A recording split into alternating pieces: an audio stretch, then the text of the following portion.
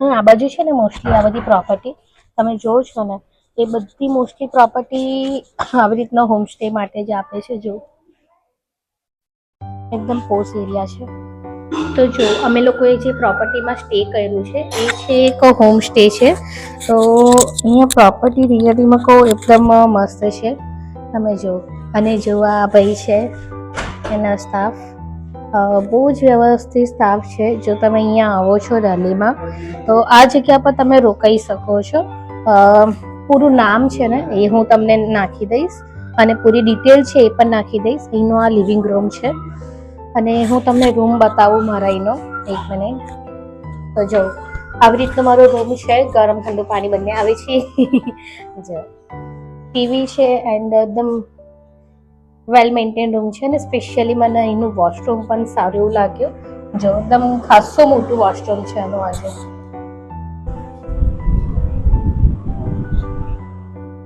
જો અહીંયા 6 સાબુન બધું આપે પણ હું મારી બધી વસ્તુમાં જાતે ઘરેથી લઈને આવું છું.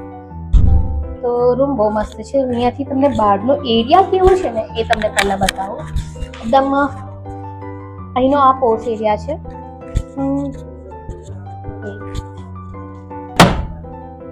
આ બાજુ છે ને મોસ્ટલી આ બધી પ્રોપર્ટી તમે જોવો છો ને એ બધી મોસ્ટલી પ્રોપર્ટી આવી રીતના હોમસ્ટે માટે જ આપે છે. જો એકદમ પોશ એરિયા છે. તો જો હું છે ને દિલ્હી ફરવા માટે તૈયાર થઈ ગઈ છું અને અહીંયાથી મેં વિચાર્યું છે કે પહેલા હું સરોજની જઈશ અને સરોજનીથી કારોલબાગ સાઈડ જઈશ. તો કારોલબાગમાં જેટલું મેં સર્ચ કર્યું છે એના પ્રમાણમાં કારોલબાગમાં કોરિયન કલેક્શન્સ છે એ બધું સારું એવું મળી રહે છે અફોર્ડેબલ રેન્જમાં. તો હું ત્યાં જ જવાનું વિચારું છું. હું જ્યાં સ્ટે કર્યું છે ત્યાંથી સરોજની નજીક પડે છે. તો મેં તો ચલો દરેક ગર્લ્સનો ડ્રીમ હોય છે કે એક વખત સરોજનીમાં જરૂર જાય. તો બસ મારું પર એ ડ્રીમ હતું કે હું એક વખત સરોજની તો જરૂરથી આવું. તો બસ અહીંયાથી હું પહેલાં સરોજની જઈશ અને સરોજનીથી કરોલબાગ સાઈડ જઈશ. અને બીજી વસ્તુ કે મને ટ્રેનમાં કેવો એક્સપિરિયન્સ રહ્યો એ હું તમને કહું. મને અહીંયાથી પર પર્સન કંઈક 1500 રૂપિયા એટલે બરોડાથી દિલ્હી જંકશન રાઈટ. તો એ મને 1500 રૂપિયામાં પડ્યું. એમાં થર એસી હતું, મસ્ત હતું, મજા આવી ગઈ, સારું હતું. એન્ડ ટ્રેન થોડી ડિલે ચાલી રહી હતી. સબરગંજ કરીને મારી જે ટ્રેન હતી એ તો અમને લોકોને પહોંચાડી દીધું હતું અહીંયા 8 વાગ્યા સુધી પહોંચાડી દીધું હતું. પણ અહીંયા સુધી પહોંચતા થોડું ફાઇન્ડ કરતા થોડો ટાઈમ લાગી ગયો. આ બધી વસ્તુ યાર અહીંયા છે સિરિયસલી બહુ વહેલું જવાબ જ નથી. કંઈ પણ પૂછ્યું ને અહીંયા 2-3 જેવી એનું લોકલ દેખાય એ લોકોને પૂછ્યું કે ભાઈ આ જગ્યા એરિયા કઈ સાઈડ છે. કેમ કે મારું લોકેશન મને બતાવતું હતું પેલી મતલબ કે આ પેલી સાઈડ પણ ખરેખર આ જગ્યા હતી આ બાજુ મતલબ કે એક ગલી છોડીને. તો મને થોડું ડિફિકલ્ટ થયું. થોડું મેં બીક પણ ગઈ કે યાર કોઈ જવાબ નથી આપી રહ્યું, શું થશે શું નહીં. બટ ફાઇનલી એક સિક્યુરિટીએ મને બતાવ્યું અને પછી હું અહીંયા પહોંચી ગઈ ફાઇનલી સારી રીતના. અને અહીંયા મને સ્પેશિયલી પર્સન્સ બધા સારા લાગ્યા એટલે થોડી કમ્ફર્ટેબલ થઈ ગઈ હું. તો અહીંયાથી હું નીકળું છું.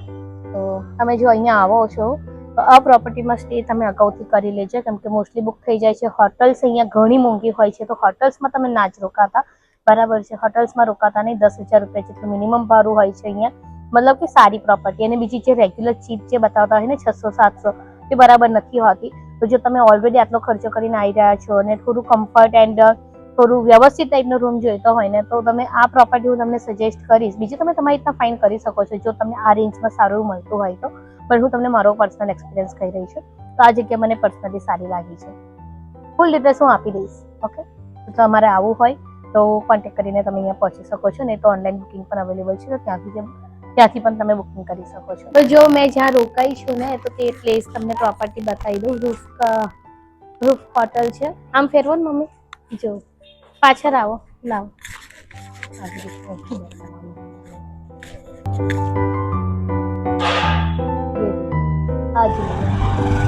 આવી રીતની